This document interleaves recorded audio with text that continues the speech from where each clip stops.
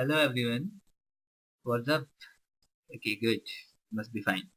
So we have discussed in our all previous classes about the sexual reproduction, about the male and female reproduction, and finally we have discussed that how the males produce the male gametes, that is the sperms, by the process of spermatogenesis, and how the females produce the female gamete, that is ovum, by the process of oogenesis.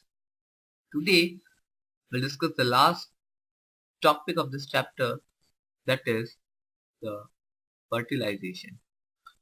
So, what is fertilization?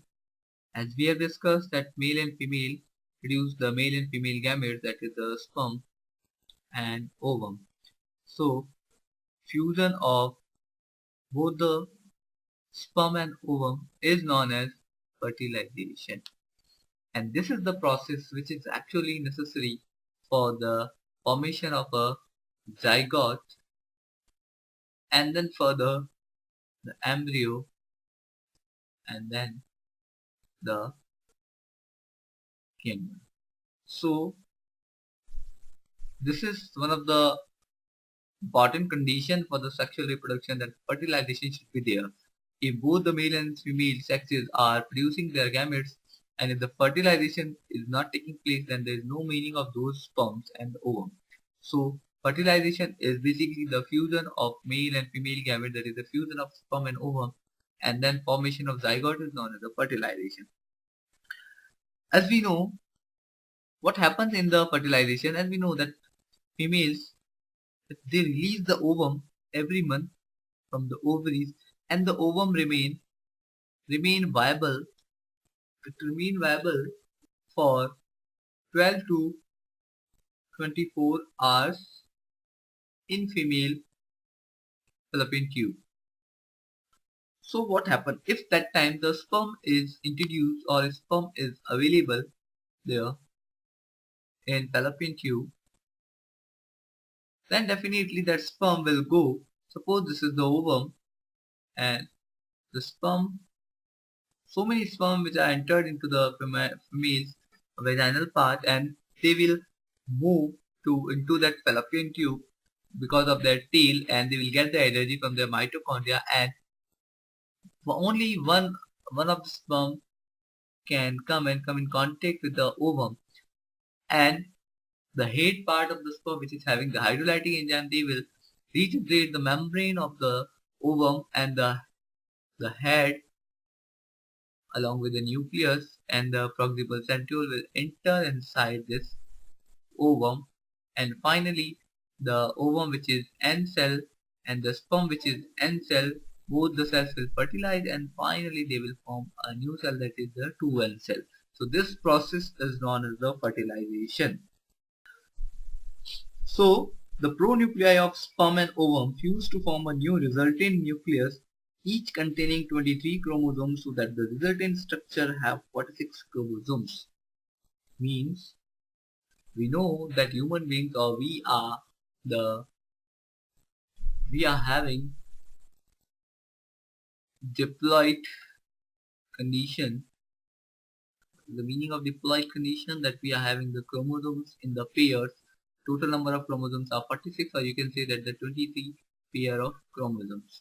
But only one stage in the whole life cycle of the human beings, that is the gametes. The gametic condition is the condition when the cell become haploid, means in spite of 46 chromosomes it remains 23. So 23 chromosomes are there in the male, and 23 pair of the only 23 chromosomes are there in the females. So this is one cell, that is ovum, this is one cell, that is the sperm, and both the cells fuse, they will form a new cell, that is 2N cells. 2N means again 23 plus 23 will become 46 chromosomes, or we can say 23 pairs. So it will again start a new life cycle of the human beings, and that is known as the zygote. Now this zygote, this fusion process takes place in the fallopian tube. So here in the fallopian tube, this fertilization process takes place and the formation of zygote takes place. After the formation of zygote, this convert into the embryo. when the zygote again further divide and develop into the embryo, and for then the embryo will move to the uterus, and in the uterus actually this is implanted. This embryo is implanted there, and then it start dividing there, and it develop into the next stages, that is the morula and the blastula and the gastrula phases. These are the stages of the development of the embryo inside the fallopian tube. So we can see that the fertilization process actually takes place in the fallopian tube, but after that the embryo will move and it will come and implant into the uterine walls, and then finally it will develop there. Now in the uterine wall, or you can say in the uterus, when the embryo is growing, when the embryo is developing, there it will form the placenta.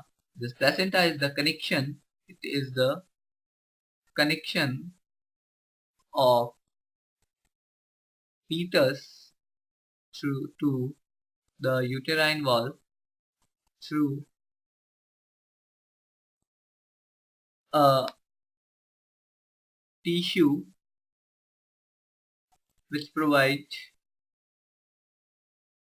nutrition, or you can say nourishment, to the developing fetus. The meaning of this is when the embryo come and implant in the uterine wall or the uterus, there the uterus or the embryo is the living cells or the living organism, so it requires the nourishment or the nutrition. So from where it will get the nutrition or the nourishment? So there one filamentous structure develop which connects from the embryo to the uterine wall of the mother. So whatever the mother is eating, whatever the mother is taking in, so that nutrition, that nutrient parts of that food will enter into the fetus, will reach to the fetus through this placental structure.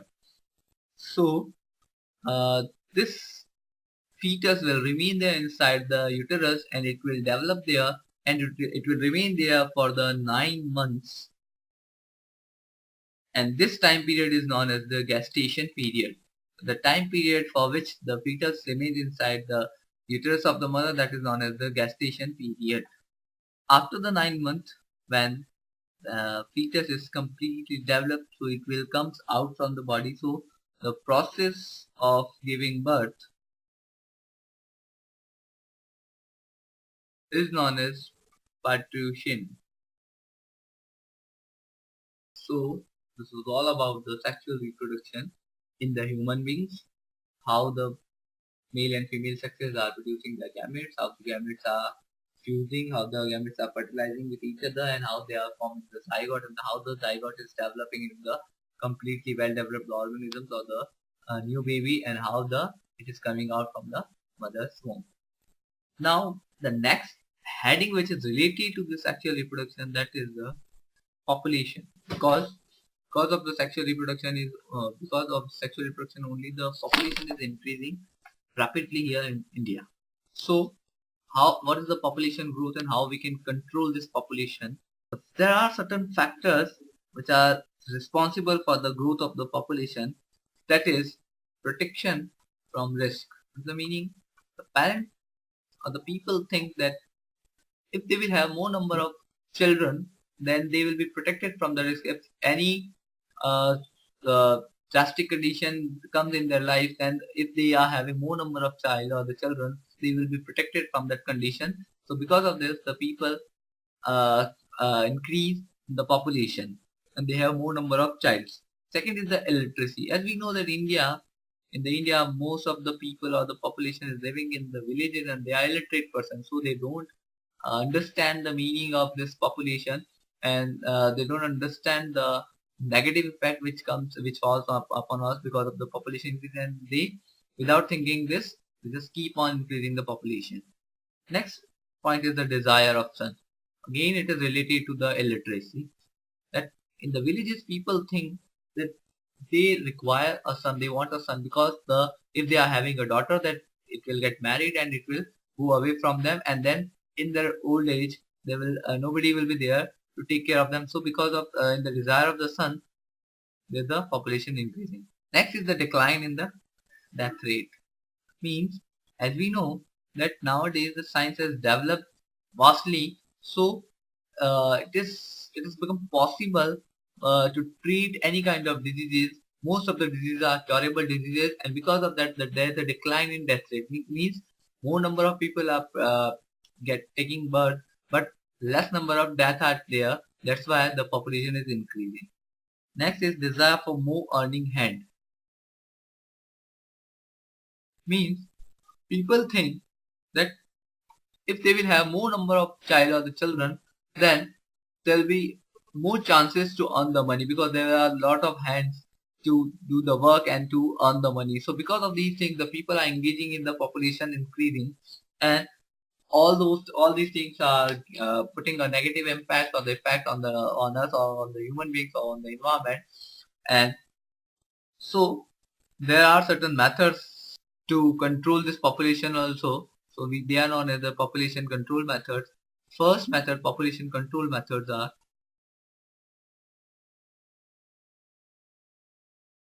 first is physical method, which we can say the barrier method. This is the method which can be used by the man and the woman both. There are certain apparatus available in the market which can be used by the man and women to stop the to control the population growth, like the condoms and the diaphragms, which can be used by the females. So because of these apparatus, what will happen? There will be the fertilization. There will no fertilization, and the fusion of the sperm and ovum will be stopped, and then the fetus will not form, and then finally the population will stop. Second is the chemical method. In this chemical method, some chemical pills are used by females to stop pregnancy. So what happens here? If the fertilization takes place, suppose the other protection if the male and females some the conflict, so the fertilizing takes place between the sperm and the ovum. But after that, there are certain pills available in the market. So if they will be taken, then what will happen? The pregnancy can be stopped or the fertilized cell can be killed, but it should be taken in the particular time period. Next is surgical method. What we understand by the surgical method?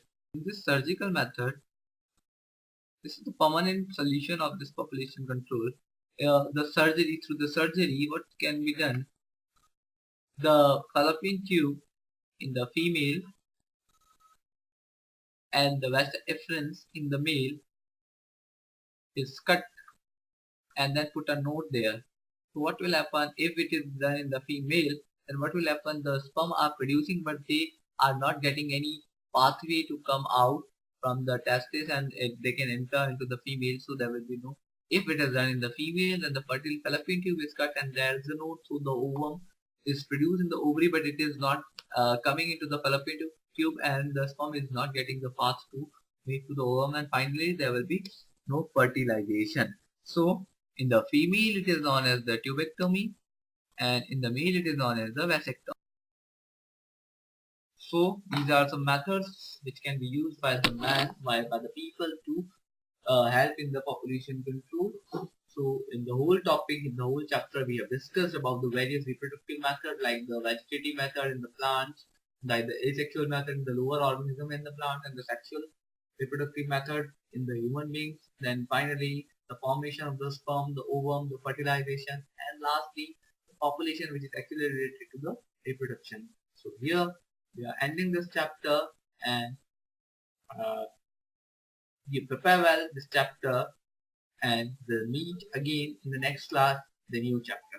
Till then, bye bye. Have a nice day. Thank you.